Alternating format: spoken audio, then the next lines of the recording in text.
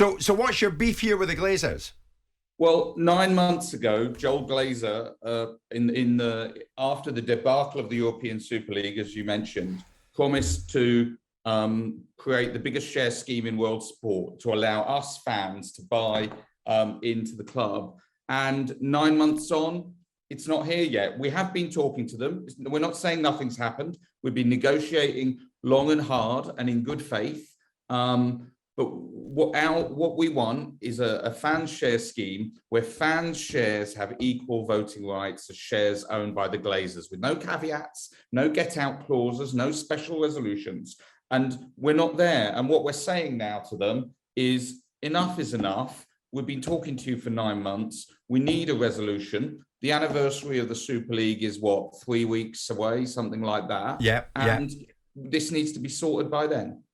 So, I mean, it boils down to the fact that they haven't lived up to the promise they made to you, Chris. That's your beef. They haven't yet. No, they haven't. Yeah, no, they have. We have been talking to them over that period, but there's only so much talking you can do. They need to get on with the scheme they promised. They've said they'll do equal voting rights. So, okay, get on with it. Make good on that promise. Make the scheme happen. So, Simon, Chris and the others, are they right to hold the Glazers and football club owners like the Glazers to account here? If that's what the Glazers have said, then of course they should be held accountable for it.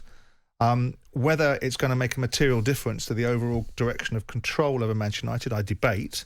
I don't know how much money the fans have got as a group to be able to buy shares in Manchester United. I had read certain statistics, and of course you always have to take these things with a pinch of salt, that the discussions were around $10 million worth of shares. With the same voting, with actually leveraging those voting potential to have 10 times the value of a normal share. So if you think about the Manchester United share base, there's 163 million shares in issue. The market cap of this football club is $2.25 billion.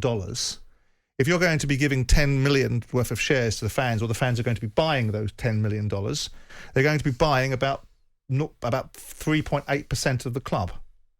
What's that going to achieve then? What is it going to achieve then, Chris? I think what we're looking at is the start of a process. We are not asking for one share issue. We are asking for a process to allow us to gradually build up a meaningful stake over time. To what end? To what end? To increase fans' influence over how the club is run. To what end? I ask you the question again. You need to have a significant shareholding in this business to be able to control the direction of travel. It's a public listed company. You're going to need to have 26% of the club to stop the Glazers from doing anything they want to do meaningfully. Indeed. So this is a long-term process to build up fans' influence over the club. We recognise the first share issuance, the second share issuance on its own won't do that. This is about establishing a process to build it up over time. There is nobody company owners listen to more than their shareholders. And the best shareholders in any football club are the fans. They're great shareholders if you're the majority owner too, because fans are in it for the long term. They're not in it for short-term profits. Fans will stick around. Yeah, actually, Simon, that's a great point that Chris has made. The Glazers will come and go. Chris will still be about. We all know that. And anybody that thinks that owners don't know that are misrepresenting what owners do and don't understand. They may not always get it right, and they may not necessarily represent themselves as best they can at times.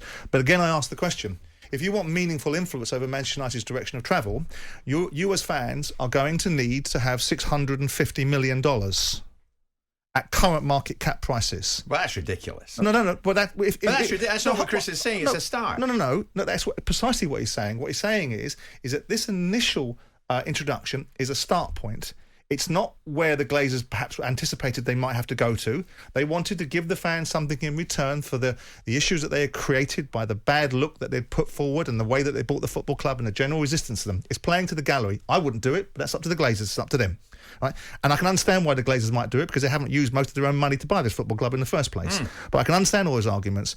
But this is now about the fans not getting 3 or 4%. It's now about them getting a meaningful stake in the club. And to get a meaningful stake in the club that's going to control or have an element of control over what the club can and can't do, it's going to need to be above 25%. And if you're going to do that... I don't accept that. I don't accept that. Why is that if you are a 10% shareholder in a business, yep, the board of that business listen to you carefully. Yep. Absolutely. They do, of course. But you can't actually dictate to them, can you? Let Chris finish, Sam. But we're not talking about dictating to them. We're talking about building up gradually over time a meaningful influence. And you're painting it in black and white terms that any stake less than 25% is meaningless. And what I'm saying is that if you look at any public listed company, a shareholder who owns 5%, 10% of a public listed company has a significant influence over the executive team. Indeed. And that is what we are seeing. Indeed. But over the control of the business on a day-to-day basis and the direction of travel we can go in, unless you have a significant stake, yes, of course, your voice will be heard. And of course, as a significant shareholder above a certain level, you also have the opportunity to buy the football club en masse because you're in that position to do so. But the bottom line is, if you're looking for some form of real control over the football club rather than a louder voice, it's going to need to be in rather more significant share terms. Chris, are you That's my point. How confident can you be that the Glazers will do what they said they will do and let you in, or are they going to dish you? Well, I don't know. I have to say they made big promises 9 months ago. And the dialogue with them over the period since then has improved, to, give some credit where it's due. But, ultimately, it shouldn't have taken this long. I mean, when Joel Glazer initially said it, he said he wanted to have it started by the start of last What did they season. promise you? What did they promise you? What was the exact promise they gave you? Did they give you a certain amount of indication as to what they were going to make available for you guys to buy? No, he didn't. No, this was a public statement. You can find it. The press release. So what do you hold him accountable to then? And the phrase he used was the biggest share scheme in world sport. And what is the biggest share scheme currently? Well, it depends how you measure it. I assume, at the moment, there are clearly football clubs that were 100% fan-owned. But I assume what we took to mean by that is the biggest scheme of a privately owned club. Of course. Chris, when's the last time you heard from the Glazers?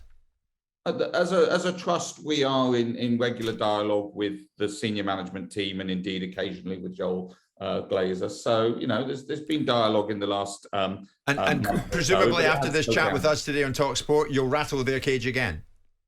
Well, what we're seeking to do is now, say to them, they're in the last chance saloon in terms of... Chris, if this doesn't develop as you hope it does, what's the relationship going to be like between the Glazers and the fans?